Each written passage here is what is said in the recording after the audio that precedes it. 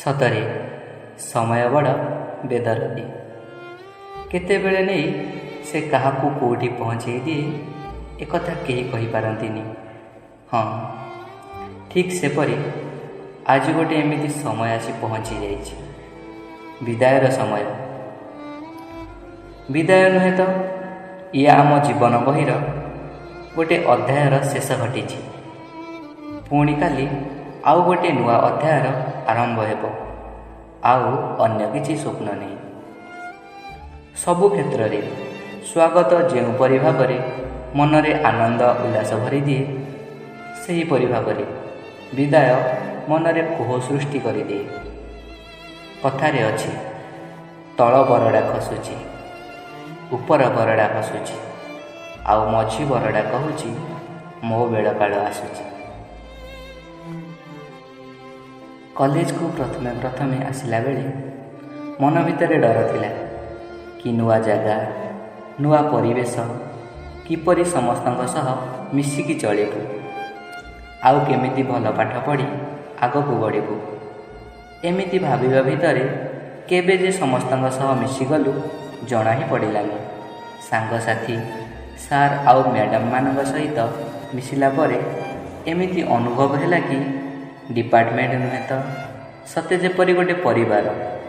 Sir, madam, ସାଙ୍ଗସାଥି ଆଉ ଆମ ପିଅନ ଭାଇନାମାନେ ସେ ପରିବାରର ଜଣେ ଜଣେ ସଦସ୍ୟ। ସବୁ ବିଷୟର ପ୍ରାକ୍ଟିକାଲ ଅପେକ୍ଷା କେମିଷ୍ଟ୍ରି ପ୍ରାକ୍ଟିକାଲ ସତରେ ବହୁତ ନିଆରା, ଆଉ ପ୍ରାକ୍ଟିକାଲ କରିବା ପାଇଁ ମଜା ବି ଲାଗେ। ଗ୍ରୁପ୍ ହେଇ ଠିଆ ହେଇଥାଉ ଏକ୍ସପେରିମେଣ୍ଟ କରିବା ପାଇଁ। ଏକ୍ସପେରିମେଣ୍ଟ ଆରମ୍ଭ ହୋଇଗଲା ତ ସମସ୍ତେ ଲାଗିପଡ଼ୁ ଯିଏ ଯାହା କାମରେ। ସାର୍ କି ମ୍ୟାଡ଼ାମ ଆମକୁ ପ୍ରୋସିଜିଓର କହିଦିଅନ୍ତି, ଆମେ ଲାଗିପଡ଼ୁ ଆମ କାମରେ।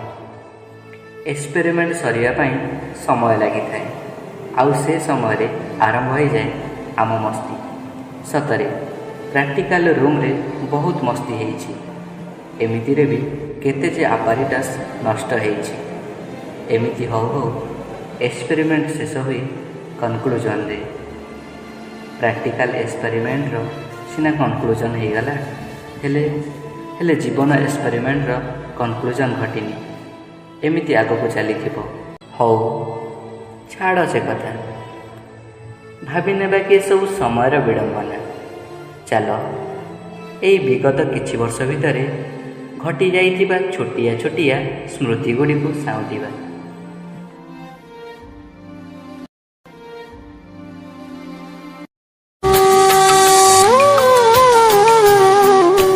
ସ୍ମୃତି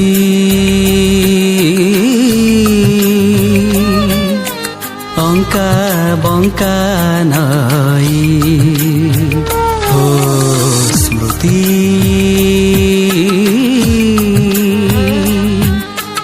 ଅଙ୍କା ବଙ୍କା ନଈ।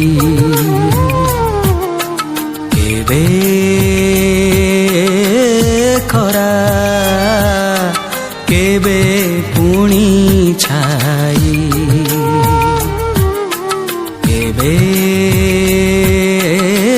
ଖରା, କେବେ ପୁଣି ଛାଇ। ସ୍ମୃତି ଅଙ୍କା ବଙ୍କା ନଈ, କେବେ ଖରା, କେବେ ଛାଇ। ସ୍ମୃତି ଅଙ୍କା ବଙ୍କା ନଈ, କେବେ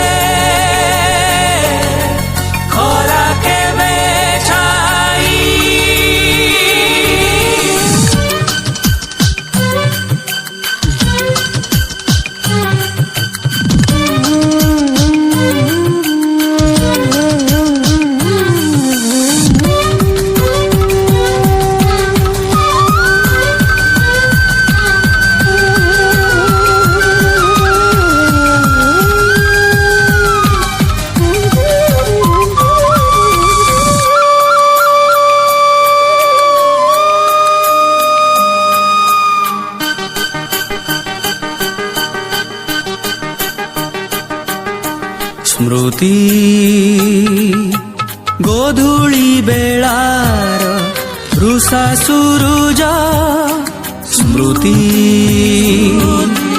ଉଷା କୋଳରେ କାକରରେ ଭିଜା ଆଲୁଅର ମୁରୁଜ ସ୍ମୃତି ଅମାରା ତୀର ମଲା ଜହ୍ନ ସ୍ମୃତି କୁଆରୀ ମନର ଅଦେଖା ସ୍ୱପ୍ନ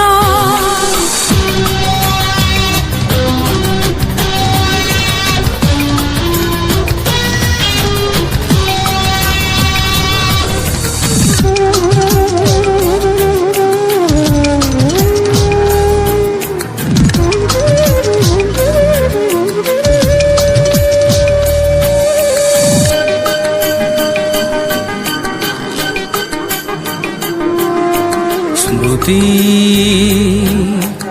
ଇନ୍ଦ୍ରଧନୁର ସବୁଜିମା ସ୍ମୃତି କାଉଁରୀ ଦେଶର ରାଜଜେମା ସ୍ମୃତି ସାଗର ବୁକୁର ମୃତ ଶାମୁକା ସ୍ମୃତି ପାହାନ୍ତି ତାରାର ଆଖି ମିଟିକା ସ୍ମୃତି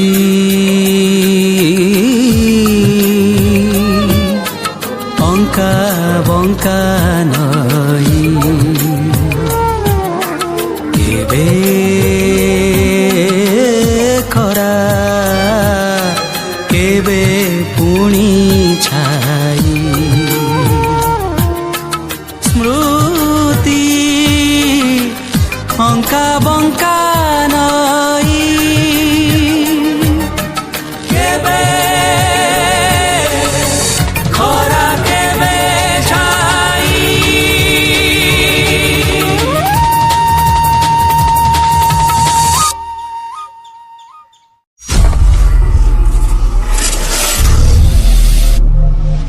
ସ୍ମୃତି